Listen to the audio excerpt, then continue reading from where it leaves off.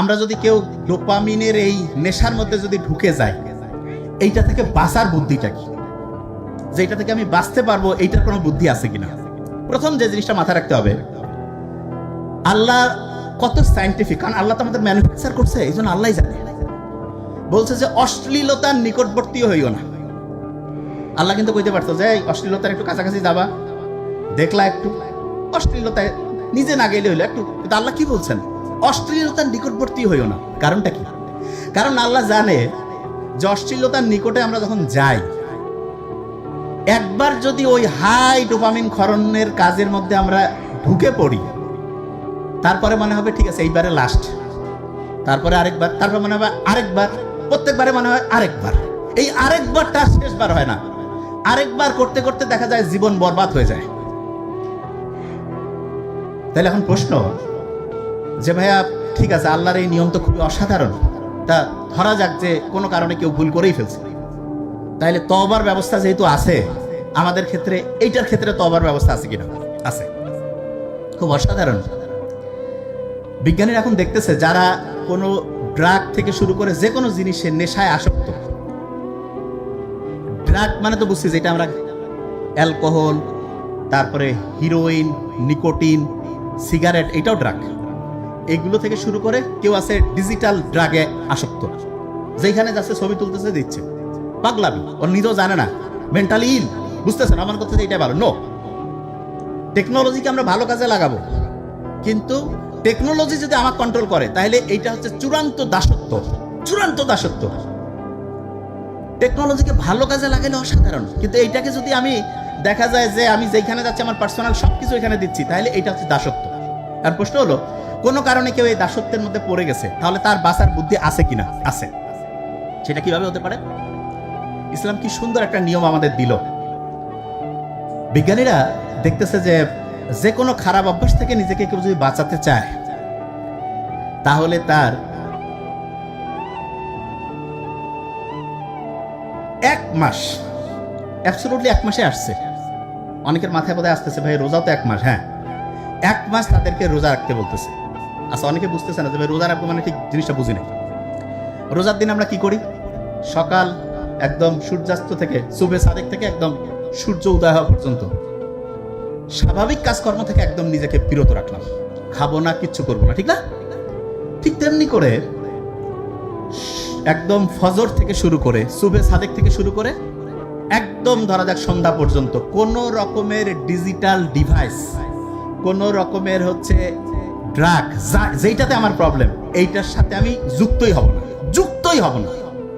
এবার অনেকের মাথায় আসছে যে ভাই ঠিক আছে, এটা কোনো ব্যাপার না, সন্ধ্যার পরে তাহলে তো হবে।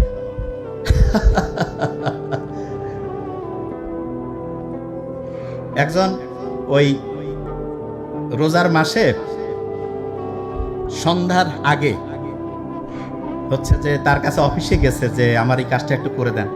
তা বলছে যে ঠিক আছে, তুমি হচ্ছে যে সন্ধ্যায় মাগরিবের পরে আসো। তা বলছে যে মাগরিবের পরে এখন কেন, এই কথা বেশি বলো, তুমি যাও। মাগরিবের পরে সে আসছে, আসার পরে বলতেছে আমার কাজটা, বলছে যে তোমার যে কমিটমেন্ট সেটা দাও। তো টাকা বের করছে, বলছে নেন।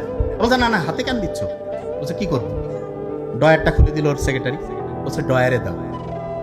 বলছে ডয়ারে কেন? বলছে তুমি কি বুঝো না, রোজার মাসে আমি হাতে কোনোদিন এরকম খারাপ কিছু নিতে পারি? কাছে আচ্ছা ঠিক আছে। তা মাগরিব পর্যন্ত আমি খারাপ যা কিছু আছে সব ক্লোজ। প্রশ্ন হলো মাগরিবের পরে তাহলে করা যাবে নাকি? আচ্ছা, এটা খুব ইন্টারেস্টিং। ইসলাম কত সায়েন্টিফিক। ইসলামের দিন কিন্তু শেষ হয় মাগরিব দিয়া, আর শুরু হয় মাগরিবের পরে। ক্যালেন্ডার 3 রকমের আছে। বাংলা ক্যালেন্ডার শুভ নববর্ষ, সূর্য উদয় উঠছে, নতুন দিন শুরু।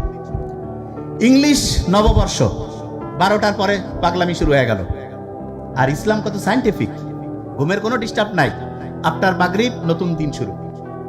রোজার মাসে আমরা যে তারাবি শুরু করি, কোন সময় শুরু করি? মাগরিবের সময় দেখলাম ও আকাশে হচ্ছে যে চাঁদ দেখা গেছে, বাস সবাই বলছে রোজা চলে আসছে, আহলান সাহলান, শুরু করে দেই। এবং কি ইন্টারেস্টিং, মাগরিবের পরে প্রথম যে সময়টা, এইটা হচ্ছে দিনের প্রথম সময়। তা আমরা সবাই কই যে ভাই দিনটা শুরু যাতে ভালো করে হয়, এবং শুরুটা আমরা সবাই সকালে চিন্তা করি। নো, শুরুটা হচ্ছে আফটার মাগরিব, মাগরিবের পরে শুরু হবে।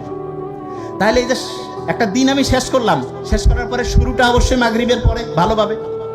এবং মাগরিবে যদি আমি ডায়েরিতে লিখে ফেলি যে আমি মাগরিব থেকে এশা পর্যন্ত একটু পড়াশোনা করব, এশার নামাজের পরে আমি ঘুমায় যাব, এবং ঘুমায় যাওয়ার পরেই আমি সকাল থেকে উঠে আবার একদম মাগরিব পর্যন্ত কোনো রকমের ডিজিটাল খারাপ কিছুতে যাব না, কোনো রকমের অ্যাবিউসিভ কোনো কেমিক্যাল ব্যবহার করব না ইনশাআল্লাহ। প্রত্যেকেই এই অনুযায়ী যদি 1 দিন, 3 দিন, 5 দিন, 7 দিন চেষ্টা করে, প্রথম 7 দিন খুব কষ্ট হবে, প্রথম 7 দিন কষ্ট হবে, 7 দিন পরে তার কষ্টের পরিমাণটা কমবে। ওই যে আল্লাহ বলছে না, তুমি যা কিছু অন্যায় করো সেটা তোমার নিজের হাতের কামাই করা, এবং যেই কষ্টটা পাও সেটা তুমি নিজে কোনো অন্যায় করছো এটার কারণে। এই যে 2 নাম্বার, এটা যেই পথে যে করছে তার শাস্তি প্রথম সপ্তাহে তাকে পাইতে হবে। প্রথম সপ্তাহ পরে আল্লাহ বলবে ঠিক আছে, এর উপর একটু রহম করো। ব্রেইনের মধ্যে আল্লাহ মেকানিজম সাজাই দিছে। 1 সপ্তাহ পরে আস্তে আস্তে আস্তে আস্তে একটু ভালো লাগবে, মানে কষ্টের পরিমাণ কমবে। 2 সপ্তাহ পরে আল্লাহ এত খুশি হয়ে গেল, ব্রেইনের মধ্যে এমন অ্যাক্টিভিটি শুরু হয়ে গেল, ব্রেইন তখন আস্তে আস্তে খারাপ কমতে কমতে ভালো লাগার দিকে শুরু হয়ে গেল। 3 সপ্তাহ পরে সে এমন একটা অনুভূতি আসবে, যতদিন থেকে সে অ্যাডিক্টেড ছিল ওই সময় সে কোনোদিন ওইরকম অসাধারণ চমৎকার ভালো অনুভূতি সে পায় নাই। এবং তখন তার মনে হবে জীবনে কোন ভুল রাস্তায় আমি গেছিলাম, এই রাস্তায় কেন আমি ছিলাম এতদিন। এবং 3 সপ্তাহ পরে 4 সপ্তাহ শুরু হইল, 4 সপ্তাহ শেষে 30 দিন যদি আল্লাহর রহমতে সেইটা করার পরে যদি সে নিজের থেকে আবার ওই শয়তানের ওই কথা যে অশ্লীলতার নিকটবর্তী হইও না, ইনশাআল্লাহ তার যত রকমের 2 নাম্বারই ছিল এইটা থেকে সে নিজেকে মুক্ত করে ফেলল।